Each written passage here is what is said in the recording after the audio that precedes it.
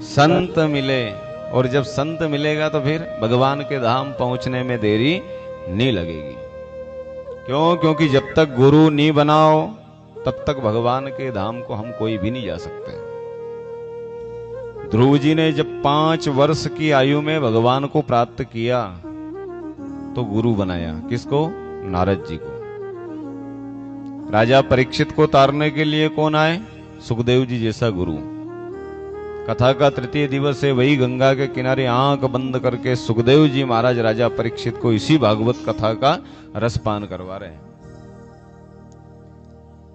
सुखदेव जी ने कहा कि राजन, आज कथा का तीसरा दिन हो गया है और कथा के प्रथम दिवस में आपको श्राप मिला था कि आज से 7वें दिन तक्षक नाग आएगा, आपको डसेगा और आपकी अकाल मृत्यु हो जाएगी।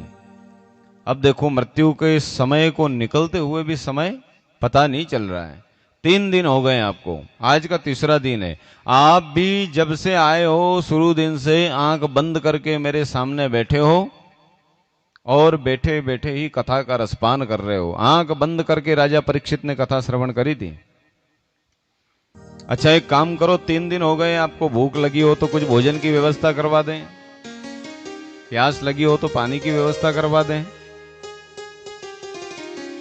वही राजा परीक्षित तीसरे दिन अपनी आंखों से आंसुओं की धारा बहाने लग गया। सुखदेव जी ने पूछा कि राजन, आपकी आंखों से आंसू? वही राजा परीक्षित कहने लगा कि गुरुदेव, आप जैसा गुरु मिलना अहो भाग्य की बात है मेरे लिए।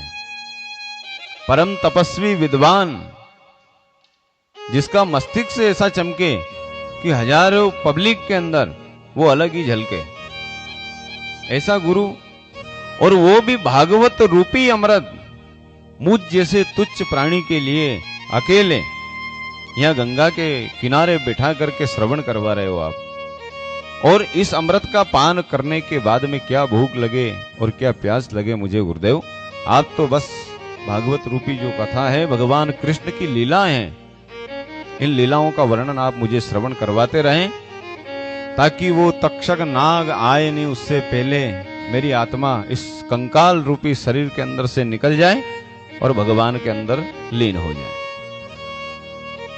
सुखदेव जी भी प्रसन्न हो गए। वाह, ऐसा शिष्य मिला जिसने अपने मन के अंदर ऐसा दृढ़ निश्चय, दृढ़ संकल्प किया, अब इसको भगवान दर्शन दे करके ही रहेंगे। वही सुखदेव जी कहते हैं कि राजन, ये श्रीमद् भागवत महापुराण की कथा है। अब आगे चल करके एक कथा आती है ध्रुव जी की। ध्रुव जी का जब जन्म हुआ और जन्म लेने के बाद में धीरे धीरे अवस्था बढ़ती गई, मन के अंदर ऐसा दृढ़ विश्वास रखा कि मुझे भगवान को पाना है। ध्यान देना, इस कथा से हम सबको क्या तात्पर्य है और क्या सीखने को मिलेगा। यदि हम भी चाहें तो भगवान किसी न किसी रूप में हम सबको आकर के दर्शन दे सकता है, लेकिन भगवान को मनाने के लिए आप चाहे उनको बेटा बनाओ, पति बनाओ, भाई बनाओ, कुछ भी रिश्ता बनाओ भगवान से। अभी परसों जैसे कि शुरू दिन की कथा में एक माता जी 2 बाल गोपाल को लेकर के आई थी यहाँ पर, और दोनों के दर्शन किए, बोले ये दोनों मेरे बेटे हैं। तो आप भी बेटा बना करके देखो उनको। अंत समय जो कार्य आपको बेटे को करना है, वो समय पे अगर नहीं रहा तो वही बाल गोपाल किसी न किसी रूप में आकर के आपको बेटे का फर्ज पूरा करेंगे। नरसिंह मेहता की कथा देखो आप, कलयुग की कथा है, और कलयुग में 52 बार साक्षात इसी कलयुग की धरती पे, गुजरात की धरती पे आकर के प्रत्यक्ष प्रमाण 52 बार मदद करी है भगवान द्वारिकाधीश ने। कितनी बार? 52 बार। नरसिंह मेहता के पास अरबों खरबों रुपए की संपत्ति आ गई थी, और वहीं भगवान द्वारिकाधीश ने कहा कि नरसिंह, अरबों खरबों रुपए की संपत्ति होने के बाद में तो मेरा भजन कोई भी कर सकता है। अगर तुझे भजन ही करना है, मेरी भक्ति ही करना है, तो ये जितनी भी संपत्ति तेरे पास में है, इन सब संपत्ति को तू लुटा दे, और लुटाने के बाद में तेरे पास कुछ भी नहीं बचे तू जंगल में जा, एक कुटिया बना और वहीं कुटिया में जाकर के मेरा भजन कर, तब जानू कि तू सच्चा भगत है मेरा। वही नरसिंह मेहता ने नानी बाई का ब्याह किया और ब्याह के अंदर 56 करोड़ की जायदाद जो उनके पास में थी सारी लुटा दी, और बचा जो धन तो वही भंडारा चालू किया। जब तक धन खत्म नहीं हुआ तब तक वो भंडारा भी बंद नहीं हुआ, और जिस दिन एक पैसा नहीं बचा जेब में उस दिन अपनी पत्नी को उठा करके गया, वही जंगल में एक कुटिया बनाई और उसी कुटिया के अंदर रह करके भगवान का भजन करने लगा। लेवाने देवाने खाली राम जी को नाम जी, और तुलसी की माला ले लो सेवा शालिग्राम जी। लेवाने देवाने खाली राम जी को नाम, पैसा कौड़ी को नाम मत लीजिए आप। तुलसी की माला हाथ में और सेवा शालिग्राम किए। और जब मायरा की पत्रिका आई तो मायरा तो सबने सुन रखा है, पत्रिका जब ब्राह्मण देवता लेकर के आए और नरसिंह मेहता ऐसे अपनी कुटिया के अंदर बैठे और पास में आसपास 16 सूरदास ब्राह्मण देवता आए। नरसिंह मेहता की कुटिया आज है? बोले हाँ यही है नरसिंह मेहता की कुटिया। आप कौन? अब वहां 16 सूरदास, किसी को दिखे नहीं, किसी को सुनाई नहीं दे, कोई चल नहीं सकता, सब एक से एक।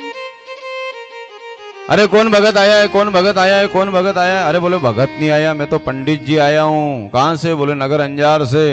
क्यों? बोले नानी बाई के यहाँ बेटी की शादी है, पत्रिका और यह सामान की लिस्ट बनाई है मायरा भरने के लिए, तो वो देने के लिए आया हूं। नरसिंह मेहता कहे एक काम करो, पत्रिका बाद में देना, आप बैठो पहले तो नीचे। वही ब्राह्मण देवता को बिठाया। अब ब्राह्मण देवता भी वहां से चले और पत्रिका देखी नहीं कि करोड़ों अरबों रुपए का सामान लिखा है इसमें। अब ब्राह्मण देवता विचार करे कि देखो अरबों रुपए का सामान जब इस लिस्ट के अंदर लिखा है तो ब्याई जी भी फिर हाई पावर होगा, अपना अच्छा बिजनेसमैन होगा। अब वहां जाएंगे तो दक्षिणा भी तगड़ी देगा भी। अब उनको ये पता नहीं कि नरसिंह मेहता के यहाँ सिर्फ भभूति ही मिलेगा और कुछ भी नहीं मिले। क्यों? क्योंकि दिन रात तो भगवान का भजन करे, जो आ जाए प्रेम से पा लेवे, नहीं आए तो भगवान के नाम का भजन करके दिन निकाले। बैठो बैठो ब्राह्मण देवता, आप बैठो। वही नरसिंह मेहता की कुटिया में ब्राह्मण देवता बैठ गए।